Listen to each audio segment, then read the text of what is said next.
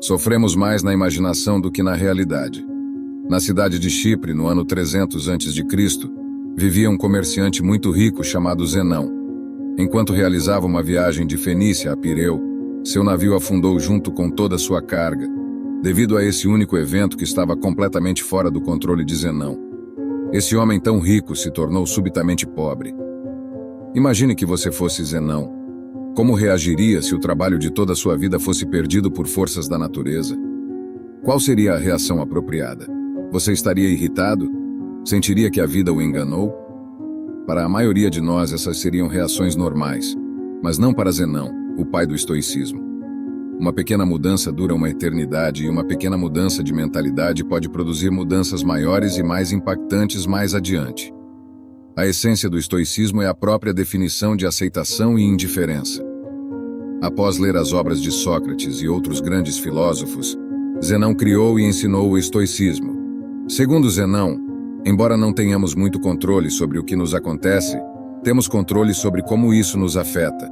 Devemos usar esse controle com grande efeito. Em vez de lamentar pelo leite derramado, ou neste caso, pelos bens afundados, Zenão focou em manter a compostura diante da situação, permanecendo calmo e neutro apesar de seu dilema.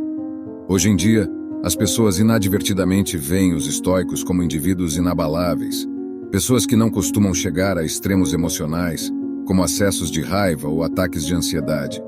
Mas a ideia original do estoicismo era muito mais profunda. Mais do que descrever pessoas sem emoções, o estoicismo era uma forma de ver, descrever e entender o mundo. Era uma maneira de viver que perdurou ao longo dos séculos. A filosofia estoica pode ser aplicada a situações atuais da mesma forma que foi aplicada há milhares de anos, e seus benefícios são igualmente impactantes.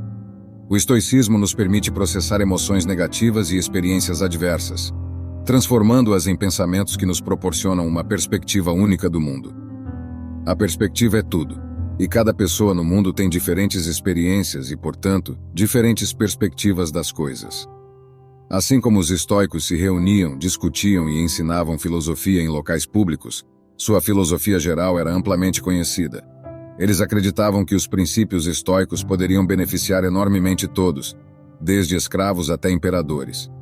Alguns dos estoicos mais notáveis do mundo incluem Epicteto, que era um escravo liberto, Sêneca, um renomado estadista, e Marco Aurélio, um imperador romano e um dos homens mais poderosos que já existiram. Os primeiros estoicos praticavam o que pregavam, evitando todas as formas de segregação e liderando a luta contra a desigualdade. Eles até inventaram a palavra cosmopolita, que significa literalmente cidadão do mundo. Na época da fundação do estoicismo, as mulheres não tinham permissão para se dedicar à filosofia, mas os estoicos discordavam profundamente disso. Musônio Rufo, mestre de Epicteto, disse uma vez: "Não apenas os homens possuem desejo e inclinação natural para a virtude, mas as mulheres também. As mulheres se deleitam não menos que os homens em ações nobres e justas, e rejeitam o oposto dessas ações. Então, por que tantas pessoas adotam o estoicismo como um modo de vida? Em um mundo cheio de eventos inesperados, nossas emoções tendem a atrapalhar nosso caminho. Na verdade, não ficamos tristes porque coisas ruins acontecem conosco, mas sim porque coisas ruins e inesperadas acontecem. A chuva é algo bom. Ela ajuda a regar as plantas, fornece água para o gado e mantém a temperatura fresca e úmida. Mas quando somos pegos por um aguaceiro sem guarda-chuva, nunca é uma boa experiência. Então, por que não choramos quando começa a chover? Porque, embora a situação seja ruim, aprendemos a esperar que chova. É algo inevitável. Não podemos controlar o clima. No final, a chuva passa e a luz retorna. O estoicismo nos ensina que, da mesma forma, devemos esperar que todas as coisas ruins que acontecerão, aconteçam. Um dos exercícios estoicos é o mal-estar voluntário, um exercício destinado a aumentar os sentimentos de gratidão. Dormir no chão da sua cozinha, tomar banhos frios quando normalmente toma banhos quentes, comer apenas batatas por alguns dias, coisas assim. Esse exercício ajuda a compreender que, por mais difíceis que as coisas sejam, você sobreviverá e potencialmente prosperará se sua mentalidade estiver correta.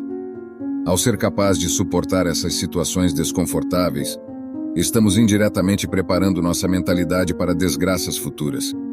No estado atual do mundo, onde a publicidade constantemente nos faz acreditar que só seremos felizes se tivermos o melhor, uma aparência específica ou uma certa quantia de dinheiro, a mensagem do estoicismo é agora mais importante do que nunca. Nascemos no mundo sem saber muito sobre nada. Crescemos aprendendo coisas em casa, na escola e observando o mundo por nós mesmos. A questão é que muitas vezes essas três fontes de conhecimento nos ensinam coisas diferentes. Precisamos internalizar todos esses conhecimentos. Se o fizermos, podemos inadvertidamente criar expectativas irreais para nossas vidas, deixando-nos eventualmente desapontados e insatisfeitos. Essa não é uma forma de viver. Deveríamos nos concentrar em melhorar a nós mesmos, por nós mesmos. Devemos fazer coisas por nós mesmos e somente por essa razão. Atribuir qualquer esperança externa ou apego secundário às ações que realizamos quase sempre leva à decepção. Na maioria das vezes, tentamos preencher esse vazio com coisas externas, gastando dinheiro em um carro luxuoso, em uma casa ou até mesmo em construir uma família. Às vezes, fazemos todas essas coisas pelo valor externo delas, e não pelo valor interno. O estoicismo ensina que, pelo contrário, devemos julgar o sucesso do nosso trabalho com base na quantidade de esforço que dedicamos, e não nos resultados de nossas esperanças externas. Devemos confiar no processo. Viver com menos significa soltar as amarras sociais em que nos envolvemos. Este é o caminho estoico para resolver nossos problemas com a felicidade. Devemos praticar a autoestima ao redirecionar nossa definição de valor para coisas que podemos controlar. Podemos parar de nos obcecar com coisas que não podemos controlar. E, em geral, podemos viver uma vida muito mais feliz e satisfatória. O estoicismo nos ajuda a atravessar as tormentas passadas e presentes em direção a águas mais calmas e pacíficas. Afinal, a filosofia estoica floresceu em épocas diferentes, mas suas verdades atravessaram séculos. Hoje, suas lições ressoam de maneira profunda, oferecendo orientação e força para enfrentar os desafios do mundo moderno. A filosofia antiga também nos ensina a abraçar a resiliência emocional e a aceitação. Através das palavras de filósofos estoicos e budistas, aprendemos a encontrar paz e serenidade mesmo em tempos turbulentos. Os estoicos, como Sêneca, Epicteto e Marco Aurélio, acreditavam que a verdadeira felicidade não estava em evitar as dificuldades, mas em cultivar a virtude e o autodomínio mesmo diante das circunstâncias mais adversas. Eles enfatizavam a importância de distinguir entre aquilo que está sob nosso controle, como nossas atitudes, escolhas e valores, e aquilo que não está, eventos externos e o comportamento dos outros.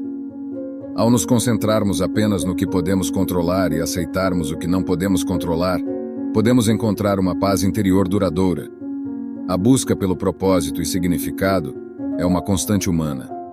Ao explorarmos as obras de filósofos existencialistas como Sartre e Nietzsche, descobrimos como forjar um caminho autêntico, alinhado com nossos valores mais profundos.